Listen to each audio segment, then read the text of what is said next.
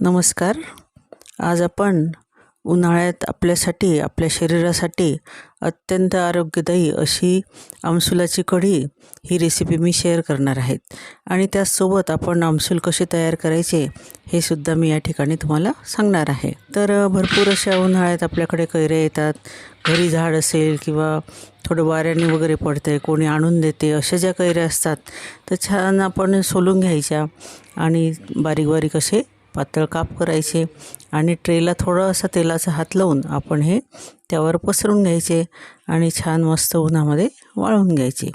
2 दिवसात अगदी खडखडीत वाळून तयार आहे. आणि याचीच आपण भुकटीसुद्धा करू शकतो, म्हणजे मिक्सरला लावून बारीक पावडरसुद्धा बनवू शकतो. तर अशा पद्धतीने हे जे वाळलेले आमसूल आहेत तर हे मी घेतलेले आहेत आणि ते थोडे आपल्याला धुवून घ्यायचे आहेत, कारण उन्हात वाळवताना धूळ वगैरे त्याच्यावर असू शकते.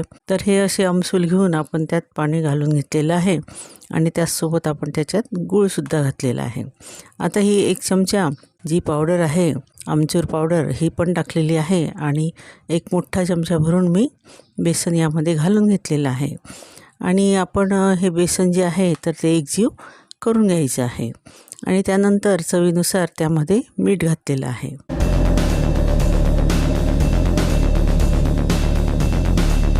आता आपण एका कढईमध्ये तेल घेतलेलं आहे आणि त्यात आपण आता थोडं जिरं घालणार आहोत आणि त्यानंतर हिंग घालणार आहोत. कढीपत्ता, हिरवी मिरची, लसणाचे काप करून घेतलेले आहे ते आणि अद्रक थोडंसं किसून घेतलेलं आहे. असं आपण फोडणीमध्ये साहित्य हे घातलेलं आहे. आणि ते परतून घेतल्यानंतर आपल्याला थोडीशी त्यामध्ये हळद घालायची आहे आणि थोडी धने पावडर त्यामध्ये घालायची आहे. आणि ते परतून घेतल्यानंतर आपण जे मगाशी तयार केलेलं आमसुलाचं पाणी त्यामध्ये घालायचं आहे. आणि हे घालत असताना आपल्याला चमच्याने ते ढवळत जायचं आहे. आणि याला छान उकळी येईपर्यंत आपल्याला थोडंसं त्याला सतत चमचा हा हलवत जायचा आहे.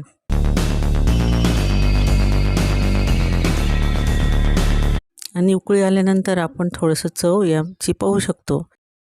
मीठ वगैरे कमी असेल किंवा थोडा गूळ कमी झाला असेल तर आपण तो या ठिकाणी घालून घेऊ शकतो. आणि याला छान अशी उकळी आणायची आहे. बेसन पीठसुद्धा आपल्याला वाटलं तर आपण थोडं जास्त घालू शकतो, पण अगदी पातळसर असं हे जी कढी आपण याला म्हणूया, तर ही जी कढी आहे तर ही तशीच छान लागते, जास्त घट्ट ही करायची नाही. छान आपले आमसूल पहा छान असे वर तरंगलेले आहेत, पण अजून थोडे शिजायचे बाकी आहेत, म्हणून आपण पुन्हा हे छान उकळून घेणार आहोत. तर अशी माझी ही साधी सोपी रेसिपी आपल्याला आवडली तर रेसिपीला लाईक करा, शेअर करा आणि कमेंट करायला विसरू नका. आणि त्याचसोबत माझ्या चॅनलला सबस्क्राईब करा आणि बेल आयकॉनचं बटन नक्की दाबा. त्यामुळे जे नवीन व्हिडिओ येतील तर त्याचे नोटिफिकेशन आपल्यापर्यंत लवकरात लवकर पोहोचेल. तर उन्हाळ्यात ही रेसिपी नक्की ट्राय करा, कारण पोटाला थंडावा देऊन इम्युनिटीसुद्धा हे वाढवतं आणि डिहायड्रेशनपासूनसुद्धा आपल्याला हे वाचवतात.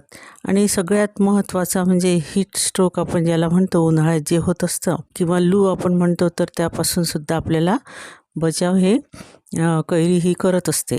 त्यामुळे कोणत्या ना कोणत्या रूपाने आपण कैरीचा वापर करायचा असतो. तर या आधीसुद्धा मी कैरीची चटणी, कैरीचं सरबत आणि पन्हची रेसिपी शेअर केली आहे. तर ही आपण खिचडीसोबत किंवा रोजच्या जेवणासोबत आपण ही रेसिपी ट्राय करू शकतो.